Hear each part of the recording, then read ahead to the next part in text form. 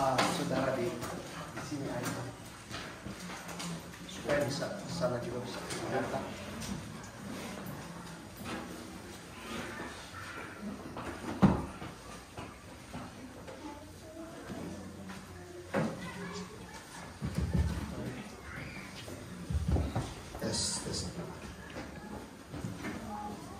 Supaya di belakang sana bisa kelihatan. Selamat malam dan selamat kita memperingati atau merayakan hari kematian Yesus Kristus. Saudara, karena di Indonesia kita biasanya kalau perayaan kematian Tuhan atau Jumat Agung, Good Friday, tanggalnya merah sudah dikasih, tetapi di Amerika tanggalnya tidak merah. Jadi saya ingat waktu di San Francisco pertama kali saya baru datang, saya ikut karena sudah butuh sekali untuk drive, saudara, maka pertama kali saya ikut driving test. Waktu itu pertama kali saya tidak lulus, bukan karena hari Jumat, tapi baru saya ingat, wah, kenapa ini hari Jumat, Good Friday, kok saya nggak tahu. Karena rupanya di Amerika ini biasa hari kerja biasa, saudara. Tapi kalau kita di Indonesia pasti hari tanggalnya merah. Jadi sudah dikasih oleh Tuhan, dan puji Tuhan kita merayakan dan kita memperingati bahwa satu hari yang luar biasa, di mana Tuhan Yesus yang sudah mati buat kita sudah dikasih oleh Tuhan, dia dikuburkan dan dia bangkit. Dan mari kita melihat sedikit dalam firman Tuhan sudah dikasih oleh Tuhan di dalam Injil Yohanes pasal yang kedua.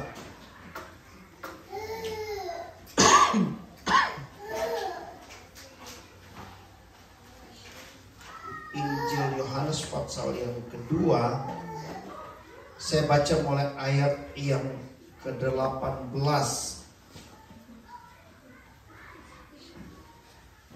Oh baik, mulai ayat 19 aja. Jawab Yesus kepada mereka, rombak bait Allah ini dan dalam 3 hari aku akan mendirikannya kembali. Lalu kata orang Yahudi kepadanya, 46 tahun orang mendirikan bait Allah ini, dan engkau dapat membangunnya dalam 3 hari. Tetapi yang dimaksudkannya dengan bait Allah ialah tubuhnya sendiri atau gereja Tuhan. Dan kita tahu, saudara dan saya, tubuhnya sendiri, gereja Tuhan adalah tubuh Kristus. Kemudian sesudah ia bangkit dari antara orang mati, barulah teringat oleh murid-muridnya bahwa hal itu telah dikatakannya, dan mereka pun percaya akan kitab suci dan akan perkataan yang telah diucapkan Yesus. Sudah dikasih oleh Tuhan. Kalau sudah membaca dari ayat-ayat sebelumnya, sudah dikasih oleh Tuhan bahwa bait Allah mereka jadikan tempat jual beli, perdagangan. Sudah dikasih oleh Tuhan, tukar uang, saudara. Dan kemudian Yesus datang, Yesus membalikkan meja penukar uang, mengusir mereka pedagang-pedagang yang ada di situ. Kemudian Tuhan berkata bahwa jangan jadikan rumahku sarang penyamun, sebab rumahku, dalam Injil lain ditulis bahwa rumahku adalah rumah doa. Nah kemudian saudara, orang Yahudi bertanya dalam ayat yang ke-18, lalu ayat 19 yang kita baca, Tuhan berkata, jawab Yesus kepada mereka, rombak bait Allah ini dalam 3 hari aku akan mendirikannya kembali. Lalu kata orang Yahudi kepadanya, 46 tahun orang mendirikan bait Allah ini, dan engkau dapat membangunnya dalam 3 hari. Nah kita sudah baca tadi, sudah dikasih oleh Tuhan bahwa ketika Yesus bangkit,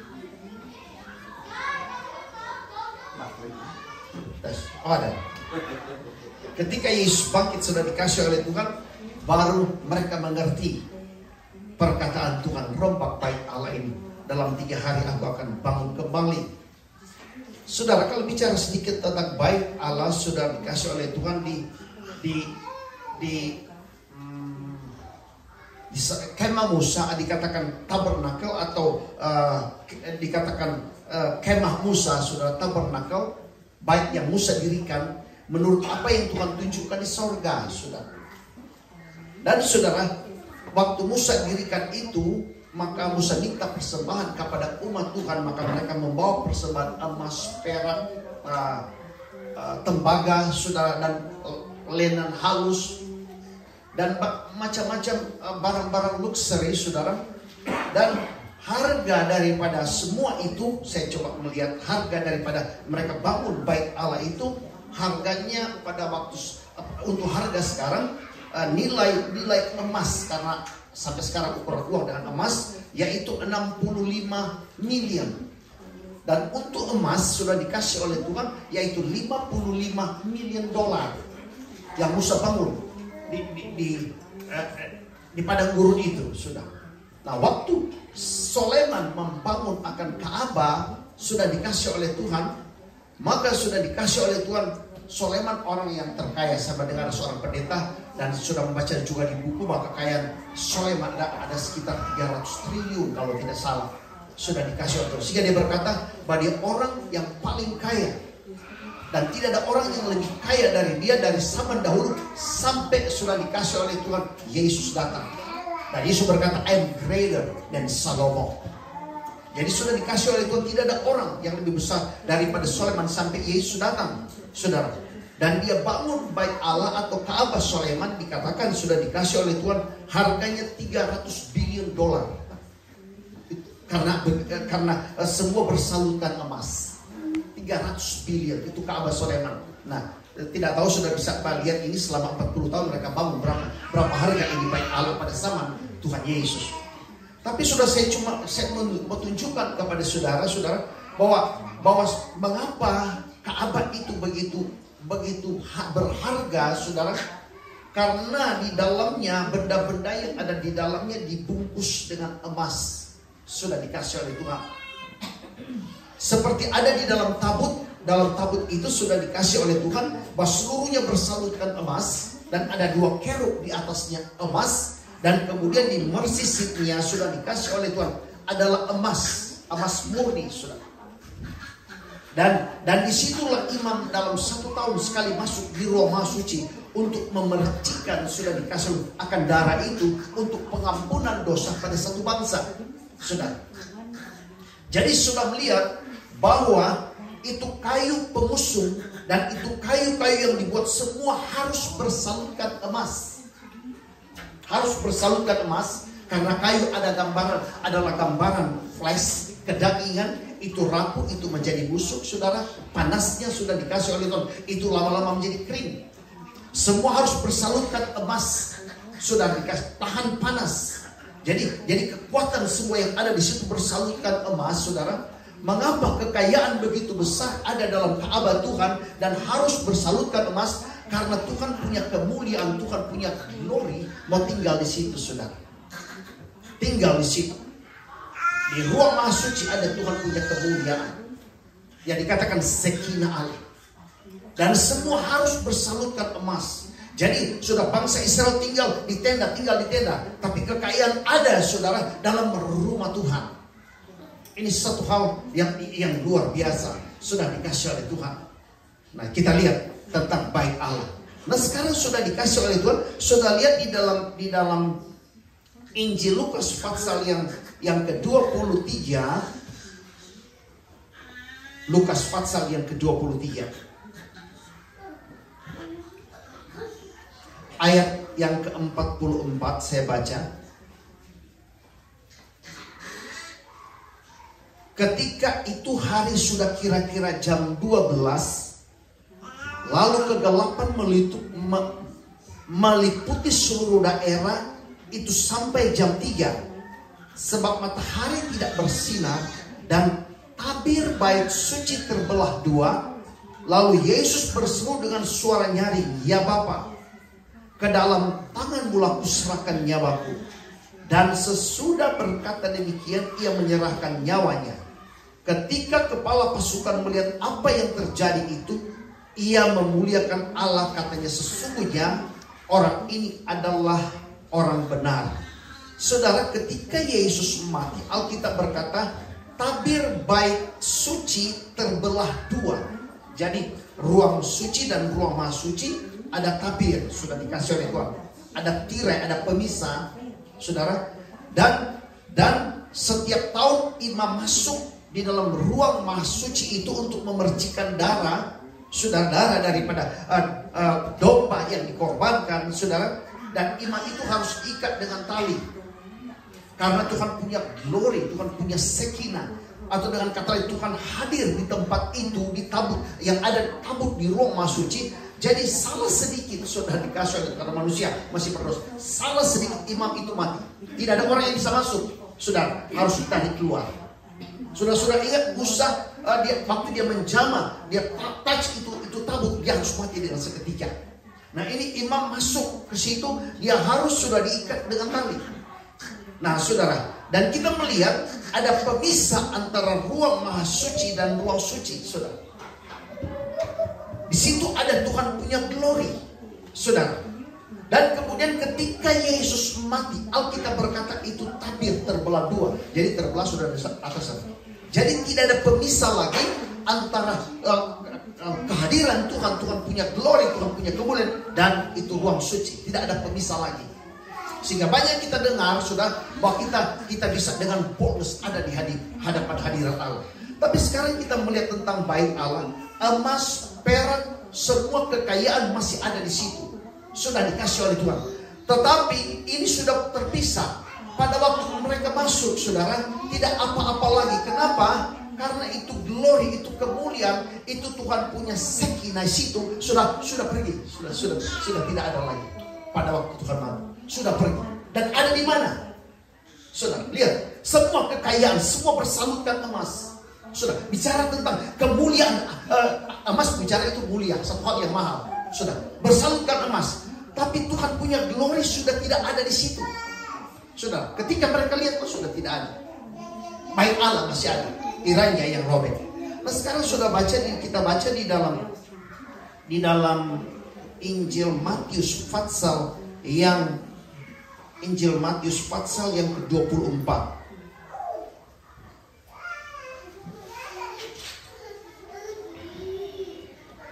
Ayat 1, saya baca ayat 1.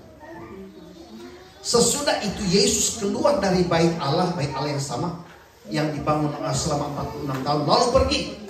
Maka datanglah murid-muridnya dan menunjukkan kepada bangunan-bangunan bait Allah. Ia berkata kepada mereka, kamu melihat semuanya itu? Aku berkata kepadamu, sesungguhnya tidak satu batu pun di sini akan dibiarkan terletak di atas batu yang lain, semuanya akan diruntuhkan. Nah, sudah ini terjadi pada tahun 96. Pada waktu Kaisar Roman Empire, Titus, sudah dia datang menyerang akan bangsa Israel. Kenapa mereka ratakan itu bait Allah, bahkan dibakar, sudah dikasih oleh Tuhan? Karena mereka after itu kekayaan. Sebab lihat, waktu dibakar, semua kayu semua menjadi debu, sudah dikasih oleh Tuhan, tetapi emas dia tetap tinggal. Jadi mereka bisa temukan, sudah. Jadi kita lihat bahwa mereka datang, mereka hancurkan apa yang Yesus katakan itu terjadi pada tahun 96, sudah. Maka bait Allah itu runtuh karena mereka after itu kekayaan yang ada di dalam bait Allah, sudah. Mereka ingin itu emas, perak, perunggu yang dibuat persenjataan. Sudah, mereka ingin, mereka perlukan, saudara, mereka ratakan itu bait Allah. Tetapi hal yang paling penting, hal yang paling berharga, yaitu Tuhan punya glory, Tuhan punya sekinah, tidak ada lagi di situ. Karena Tuhan telah mati. Jadi kemuliaan Tuhan tidak ada di situ lagi. Sudah dikasih oleh Tuhan. Telah ada di mana? Alkitab berkata, kita baca tadi, pada waktu Yesus bangkit, maka baru mereka mengerti. Mereka mengerti di mana itu kemuliaan Tuhan. Tuhan berkata kan, tubuhnya yang dia maksudkan adalah tubuhnya. 1 Korintus pasal yang ketiga dikatakan, kemuliaan yang ada pada tabut itu, yang ada di tiang awan, di tiang api, kemuliaan yang ada di wajah daripada Musa, maka kemuliaan yang sama Tuhan punya glory sudah dikasih oleh Tuhan. Dalam 1 Korintus pasal yang 4, Alkitab berkata telah tinggal dalam hidup kita. Don't you know your body is the temple of God? Alkitab telah ada dalam hidup kita. Saudara, karena kemuliaan Tuhan ada dalam bait Allah, kekayaan datang di dalam bait Allah itu. Semua harus bersalutkan emas, menunjukkan itu harga uang, itu harga yang mahal, saudara, yaitu emas. Tetapi ketika Tuhan punya glory tinggal dalam hidup kita, kita bukan hanya bersalutkan dengan emas, tapi Alkitab berkata kita bersalutkan dengan harga yang mahal yang telah ditumpahkan, yaitu darah Yesus. Dia salut kita sehingga Tuhan punya glory tinggal dalam hidup kita. Lihat, luar biasa. Ini kehidupan kekristenan. Ingat, selama tiga bulan itu Tuhan punya glory, itu tabut ada di rumah daripada Obed-Edom, sudah dikasih oleh, tinggal di rumah Obed-Edom. Alkitab berkata sudah dikasih oleh Tuhan, dia diberkati dalam segala hal. Hanya 3 bulan itu Tuhan punya glory ada di dalam bait, ada dalam rumah daripada Obed-Edom. Sebab ingat, Tuhan punya glory ada di dalam bait Allah. Semua harus bersalutkan emas. Kekayaan begitu banyak ada dalam rumah Tuhan. Maka sekarang sudah Tuhan punya glory ada di rumah Obed-Edom. Sudah dikasih oleh Tuhan, dia diberkati dalam segala hal. Maka sudah dikasih oleh Tuhan, jika jadi conscious dalam hidup kita, Tuhan punya glory, Tuhan hadir dalam hidup kita, kita tidak akan hidup miskin, saudara. Mungkin saudara berkata sudah dikasih oleh Tuhan. Lihat Bapak Leo dia tidak punya mobil. Bapak Theo maksudnya. Mobil Bapak Theo tidak ada, bukan Mercy, bukan Tesla, bukan BMW atau Ferrari. Dan mungkin sudah melihat dalam rumah ini tidak ada benda-benda yang luxury, saudara. Tetapi tahukah saudara bahwa Tuhan punya glory ada dalam rumah ini? Sudah dikasih oleh Tuhan. Tuhan punya kemuliaan ada dalam rumah ini karena kehidupan mereka telah menjadi Ka'bah Tuhan. Jika jadi conscious dalam hidup kita, rumah Tuhan, mereka bawa itu kekayaan. Kenapa? Karena Tuhan punya glory ada di situ. Maka saudara lihat Obed-Edom bahwa itu berkat, dia tarik dari mana ke mana itu datang karena Tuhan punya kemuliaan ada dalam rumah itu, saudara. Lihat, luar biasa. Glory daripada Tuhan. Kita jadi conscious bahwa God Almighty great is what. Dia punya kemuliaan, doksa ada dalam hidup saya, ada dalam rumah saya. Sudah, kenapa? Karena darah Yesus. Bukan hanya bersalut dengan emas, karena darah Yesus telah bayar kita, telah protek kita. Darah Yesus menjamin hidup kita sehingga Tuhan punya glory ada dalam hidup kita. Sudah dikasih oleh Tuhan. Pada waktu mereka pikul itu tabur. Mereka pikul itu tabur. Mereka berjalan sungai Yordan harus terbang. Tapi kalau kita kembali kepada bait Allah, sudah lihat, sudah dikasih. Mengapa saudara mereka membangun bait Allah itu dengan kekayaan yang besar waktu ada di padang gurun? Mereka bangun, saudara. Sebab pada waktu Musa berkata, Tuhan menunjukkan itu Ka'bah yang ada di sorga, dan Musa ingin bangun persis sama, bangun di padang gurun. Maka bangsa Israel membawa kekayaan mereka. Sebab ingat, pada waktu mereka keluar dari Mesir, mereka tidak keluar dengan tidak membawa apa-apa. Karena darah anak domba mereka keluar dari Mesir. Alkitab berkata, sudah, maka Mesir seperti dirampok.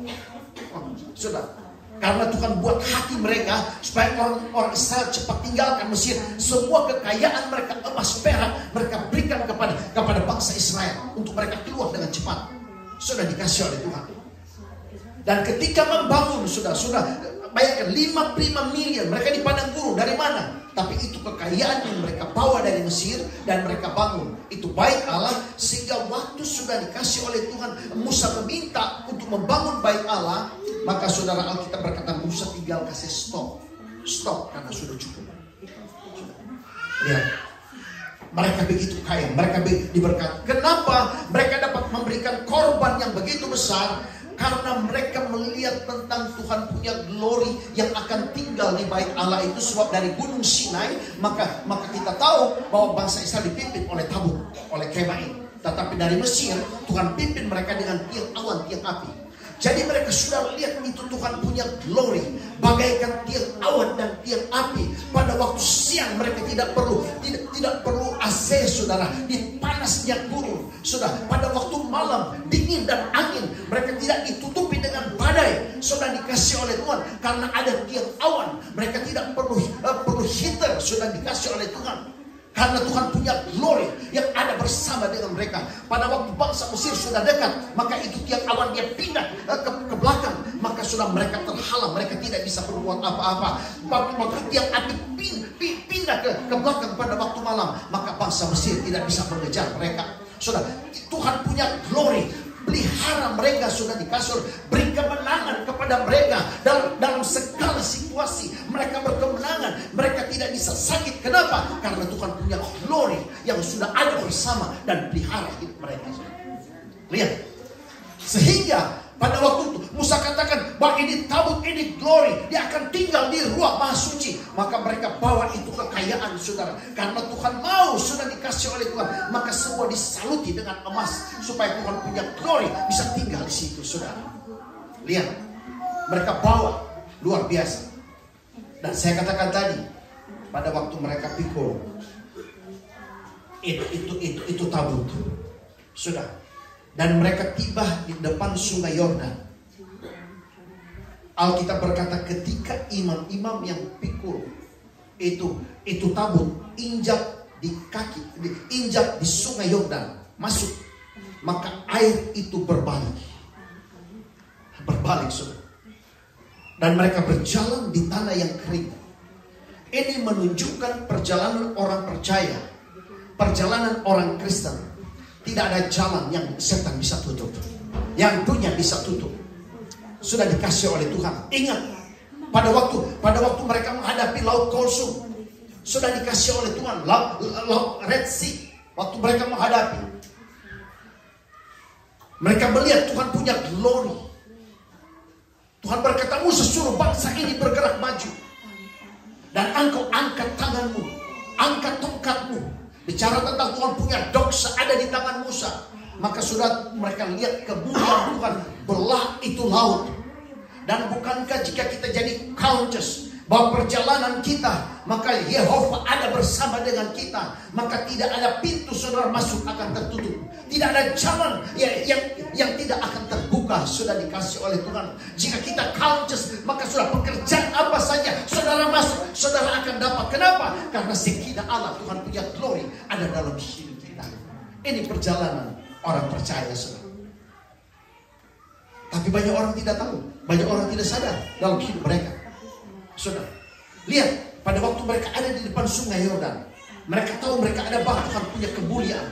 Imam tanpa ragu lagi, mereka injak itu air. Tapi banyak orang percaya, mereka tahu Tuhan ada bersama dengan mereka, Tuhan punya kemuliaan ada dalam hidup mereka, tapi mereka takut untuk melangkah. Sudah dikasih, takut ini, takut itu, takut ditolak. Sudah mereka bimbang, mereka ragu. Sudah dikasih oleh Tuhan. Mereka tahu mereka sudah diselamatkan oleh darah Yesus, tapi mereka tidak pernah tahu sudah dikasih oleh Tuhan bahwa Tuhan punya glory, doksa. Bicara tentang Tuhan punya power. Saudara, coba lihat dalam tabut itu ada tongkat busa yang berkembang, yang bertumbuh. Padahal ada dalam tabut itu, saudara. Ada tongkat busa yang berkembang. Berbicara tentang Tuhan punya power. Dalam tabut itu sudah ada mana yang tidak menjadi busuk. Padahal mana Tuhan berkata kumpul hari ini dan besok jangan lebih daripada untuk besok karena akan menjadi busuk. Tapi dalam tabut itu ada mana yang tidak menjadi busuk. Bukankah berbicara? Bukankah ini berbicara berkat kehidupan yang prosper dalam hidup kita? Saudara, karena kita berjalan dengan Tuhan punya glory. Banyak orang takut untuk melangkah, tapi imam dia tidak takut untuk melangkah. Sudah dikasih oleh Tuhan. Pada waktu mereka ada di seberang Red Sea, Tuhan berkata, Musa suruh bangsa ini go forward. Sudah, mereka tidak komplain di laut, di depan laut. Bagaimana kita mau go forward? Sudah, tapi Musa tidak komplain, tapi mereka berjalan, mereka melangkah. Sudah dikasih oleh Tuhan. Ketika mereka melangkah, mereka melihat Tuhan punya glory. Mereka melihat Tuhan punya kemuliaan. Mereka hidup dengan signs, wonders, and miracle. Sebab the glory of God ada bersama dengan mereka. Dan saya percaya rumah ini akan penuh dengan berkat. Sudah dikasih oleh Tuhan. Jika kita mengerti, menerima akan hal yang seperti ini, sudah dikasih oleh Tuhan, maka kita akan lihat berkat demi berkat datang dalam hidup kita. Sudah dikasih oleh Tuhan. Karena kita hidup dengan Tuhan punya glory. Sebab itu Tuhan berkata, tanda yang engkau pijak aku berikan kepadamu. Tapi kita harus melangkah, saudara. Sama dengan Tuhan janjikan kepada bangsa Israel masuk di tanah Kanaan. Ketika mereka mau masuk di tanah Kanaan, maka sudah dikasih oleh Tuhan, Musa suruh 12 pengintai. Maka kembali 10 pengintai, dan mereka berkata, Musa, benar apa yang Tuhan katakan.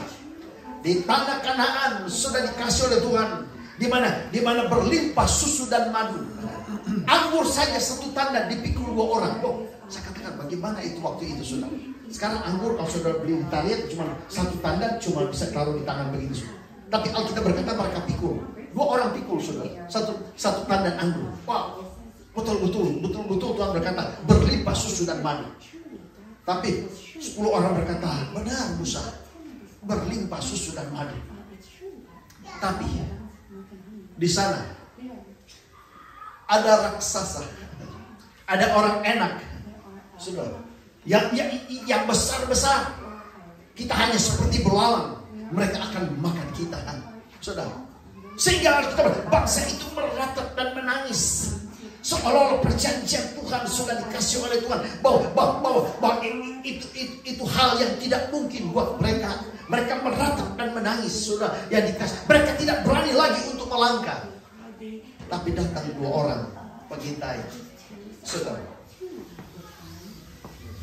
yaitu Joshua dan Caleb,